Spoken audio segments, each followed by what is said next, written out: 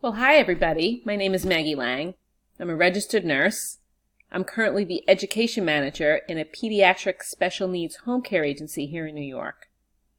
I've been a clinical adjunct professor in the past, and I currently aspire to be a full-time nursing faculty member, hopefully someday in the near future. I'm also participating in a teaching internship here at the University of St. Augustine's in another class this semester, which so far has really been an incredible experience. In this video blog, I'm going to discuss my teaching philosophy as it relates to educational technology. I'm also going to give you my opinion on the state of technology in higher education, and I'm going to discuss the positive and negative impacts that technology can have in higher education.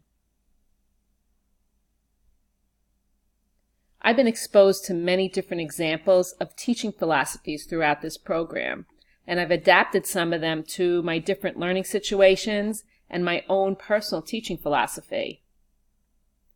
When thinking of my teaching philosophy and how it is related to educational technology, I feel I can align my teaching strategies the most with the social constructivist learning theory.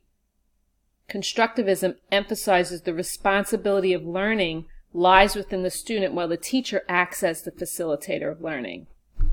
I feel in my current role that I create more individualized experiences for new nurses and new therapists based upon their knowledge level and their own personal experiences. I use all of these experiences to create more involved or more difficult experiences so the student can build on that foundation and then can add to that foundation as they acquire more knowledge.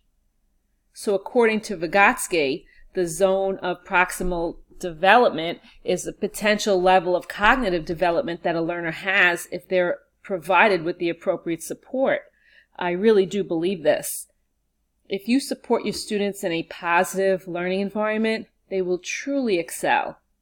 Open communication, transparency, instructions on content, these are all tools that we can give our students as educators to support those positive learning outcomes that we really do wish to achieve. My opinion on the state of technology in higher education and how it has really revolutionized how students learn, and the resources that are available to them 24 hours a day, 7 days a week. Online learning technology gave me the ability to complete my master's degree in nursing education online almost 10 years ago, and now my doctorate in education. Technology doesn't stop there. In my current job, we're initiating remote technologies to monitor patients in their homes, to identify if they're not taking their medications appropriately in asthma, and we can immediately have a nurse call them, reach out to the family to see what's going on. Maybe the kid's not feeling good, and we can have some nurses go out to the home to see what's going on and assess the patient. We can also provide them education remotely on iPads now. But there are also a lot of drawbacks. I was one of those very frustrated Blackboard students earlier last week. I had quite a bit of trouble logging into Blackboard and my email. Apparently, I was clicking on the Blackboard link too fast after I reset my email in my password email. So, although I can really appreciate the revolution in technology, I also understand how frustrated it can be when technology doesn't work the way it should, especially in education. So, negative impacts of technology in higher education: time and effort. There must be significant investment of time by the instructor in order to create a successful classroom using technology. Instructors may not have the skills, they may not have the drive or the dedication to enhance their classroom with all of the new technology that's available to them.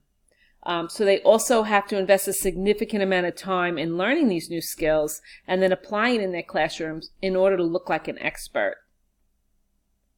There are additional negative impacts. As I spoke earlier, losing my access to Blackboard right before class started last week, that was very stressful and very frustrating.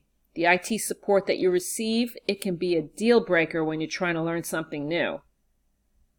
reading tutorials and trying to figure it out yourself, it can have a negative impact on how you like that tool and how you want to use it in your class. Another negative impact is cost. There are plenty of free versions of software and tools that you can use in your classroom, but what exactly is the cost? Is it free from the university or for the university? Is the free version lacking that wow factor that we really would like to use in our classroom? Just like Screenocast that I'm using here, it's great if you want to look at the watermark for 7 to 10 minutes, but for $12, I got rid of it. So similar,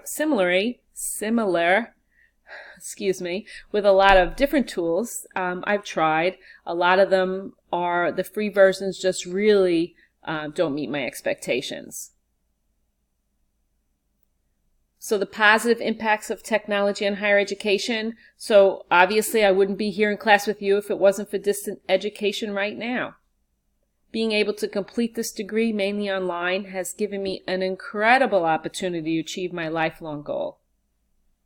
I can do my work anywhere, any place that I have access to the internet or have my hotspot on my phone.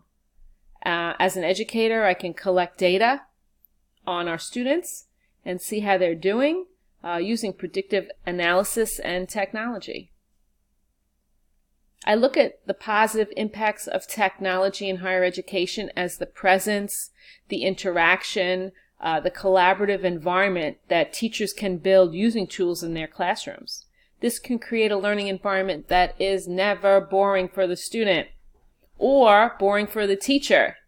It encourages knowledge to be a gift to students, packaged in a way that they can understand and incorporate into new situations, and remembered and used in the future when they're clinicians. So I do feel like my teaching philosophy has evolved and changed throughout this program. I do like to keep a student-centered learning environment that encourages the student to be in charge of the class. As an instructor, I would like to find teaching strategies that are going to help my students to meet their goals. And just like anything, teaching takes a lot of practice. New technology takes a lot of practice. There's a constant evolution of new technology that we can use in our classrooms. It can be a challenge as an educator, keeping up with and staying well informed of all the new ideas and how we can use them to teach our students who may be younger, who may be more informed on the new technologies, and who can more easily adapt to these tools. This is a challenge that I'm really excited about in this class, and I'm willing to embrace, learn, and master it just like my students will. So I know we're all going to be practicing throughout the next 15 weeks or so in this class. I'm really looking forward to investigating the impact that technology is going to have in the classroom now and in the future. I welcome all your comments this week, and I'm looking forward to hearing everybody else's blogs. Thank you.